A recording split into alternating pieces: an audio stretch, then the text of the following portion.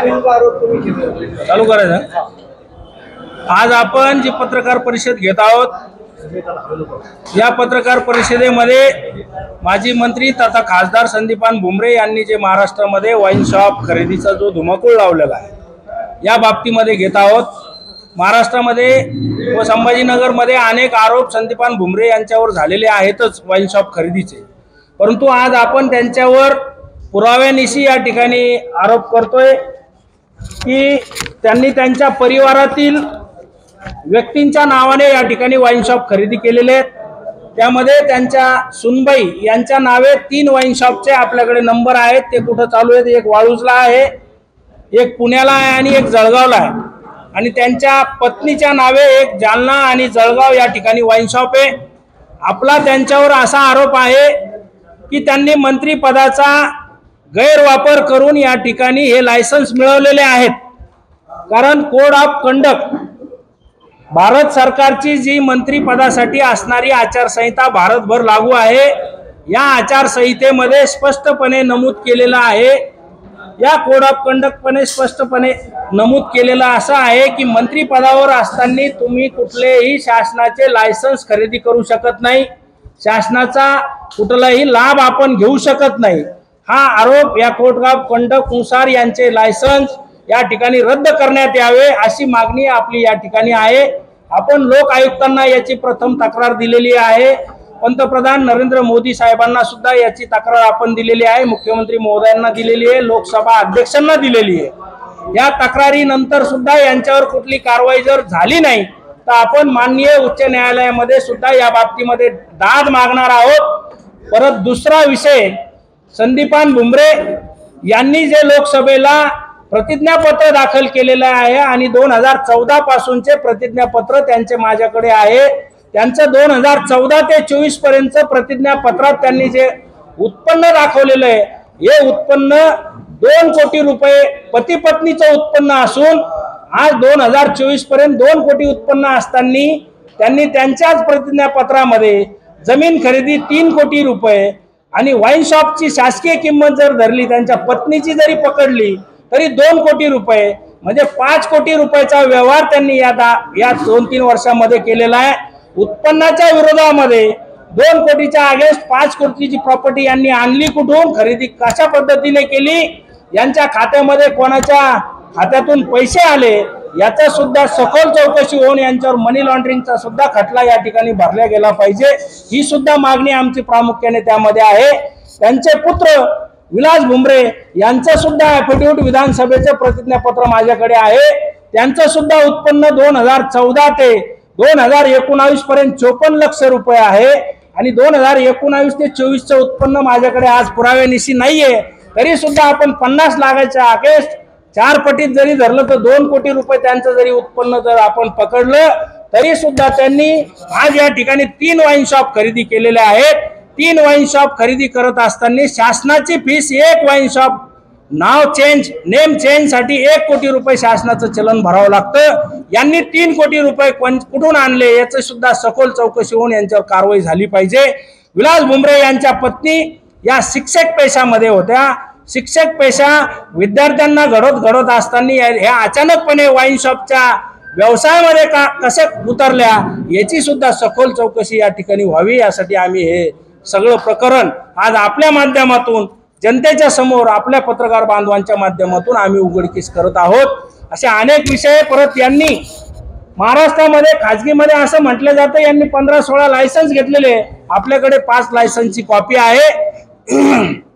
आणि मित्रांनो, यांनी लायसन्स खरेदी केल्यानंतर महाराष्ट्र शासनाने एक कायदा बदलला, जो परमिट रूमच्या बाबतीमध्ये 2011 पासून महाराष्ट्र शासनाने परमिट रूमला जो व्हॅट कर हा 5% दिला होता, तो अचानकपणे 2023 मध्ये महाराष्ट्र शासनाने व्हॅट मध्ये बदल करून व्हॅटचा कर परमिट रूम, फक्त परमिट रूम वाल्यासाठी 10% करण्यात आलेला आहे आणि व्हॅट हा वाईन शॉपला लागू नाहीये।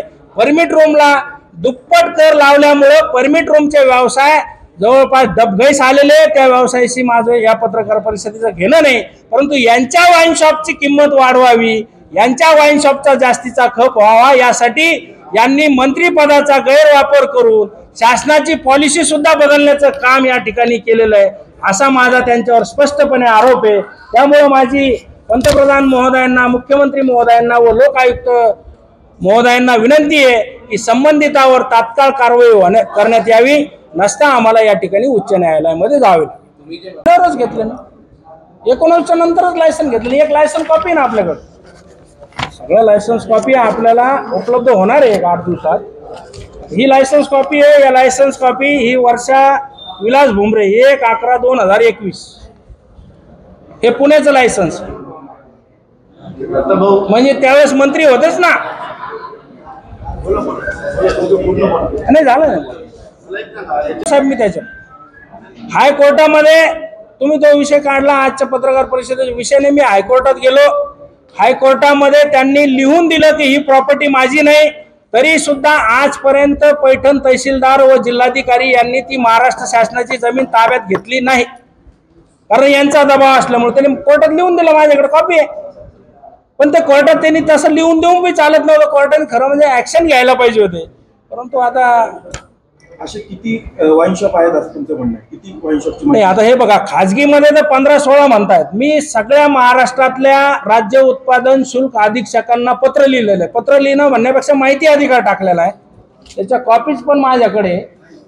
हे असे माहिती अधिकार मी महाराष्ट्रातल्या सगळ्या एसपींना, सगळ्या अधीक्षकांना दिलेले आहेत की संदीपान भुमरे व त्याच्या परिवारातील मी नावं टाकलेले 1-5-7 यांच्या नावावर महाराष्ट्रामध्ये असणारे लायसन्स किती, त्याची माहिती आपल्याला काही दिवसातच या ठिकाणी उपलब्ध होईल। परंतु जे 5 लायसन्सची माहिती उपलब्ध झाली त्यानुसार माझ्या नॉलेजनुसार मला एक माहिती होतं की कोड ऑफ कंडक्ट नुसार, कारण मी एक नगराध्यक्ष राहिलेलो आहे, मी नगराध्यक्ष पदावर असताना मला एक माहिती होतं की नगराध्यक्षाला त्याच्या परिवारातल्या लोकांना नगर परिषदेचा लाभ देता येत नाही, मग मंत्री लोकांना महाराष्ट्र शासनाचे लायसन्स कसे देता येतात, म्हणून मी त्याच्यात थोडंसं सखोल अभ्यास केल्यानंतर मला कळालंय की भारत सरकारच्या गृह मंत्रालयाच्या कोड ऑफ कंडक्ट नुसार कुठल्याही मंत्र्याला महाराष्ट्र सरकारचं लायसन्स खरेदी करण्याचं व हस्तांतरण करण्याचा विषय नाही।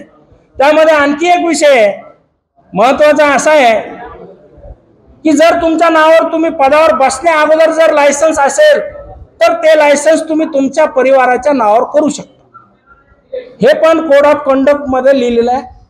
परंतु तुमच्या नावावर तुम्ही मंत्री असताना एकही लायसन्स नव्हतं आणि तुम्ही मंत्री झाल्यानंतर मंत्रिपदाचा गैरवापर करून ते लायसन्स मिळवले, हा आमचा स्पष्ट आरोप आहे। आजपर्यंत महाराष्ट्रात त्यांच्यावर एकच आरोप झाला, याने लायसन घेतले दारू, अरे पण त्या कशाने घेतले, घेता येतात का, नाही घेता येत का? त्यामुळे आपण आज या खुलाशासाठी आणि माझ्याकडे जी माहिती मला ज्यावेळेस पुराव्यानिशी मिळाली त्यावेळेस मी आज पत्रकार परिषद घेतो। महाराष्ट्राला माहिती आहे ते ऑथोराइज पीए होते त्यांचे भुमरेंचे आणि त्यांचे जवळचे नातेवाईक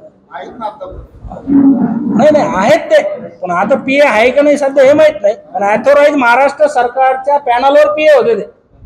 शासकीय कर्मचारी आहेत, हो शासकीय कर्मचाऱ्याला घेता येतं नाही, त्यांनी काहीतरी त्यांच्या मिसेसच्या नावावर घेतले, ते असे पळवाटा शोधलेले यांनी, पण ते घेता येत नाही। लोकसेवकाला त्याच्या व त्याच्या पत्नीच्या नावे अँटी करप्शन ऍक्ट नुसार सुद्धा क्रिमिनल गुन्हा संदीपान भुमरे आणि यांच्या परिवारावर होऊ शकतो म्हणजे होतोच, परंतु केवळ सरकार त्यांची असल्यामुळे हे गुन्हे होत नाही। परंतु काय नियम आहे की त्यांच्या नातेवाईकाच्या नावावर असल्यानंतर संदीपान भुमरेवर काय कारवाई केली जावी? तो नियम आहे ना, काय कारवाई होऊ शकते हा केली जावी नाही, त्याच्यावर कारवाई केली जावी ना। उदाहरणार्थ समजा ते आज मंत्री असते त्यांना मंत्रिपदावरून खाली यावं लागलं असतं, आज खासदार आहे तर खासदार त्यांचं खासदार केलं ते बंधनकारक आहे ना। जसं नगर परिषदेला आम्ही काही गैर केलं तर आमचं डिस्क्वालिफिकेशन होतं, तसं यांचं डिस्क्वालिफिकेशन झालं पाहिजे ना।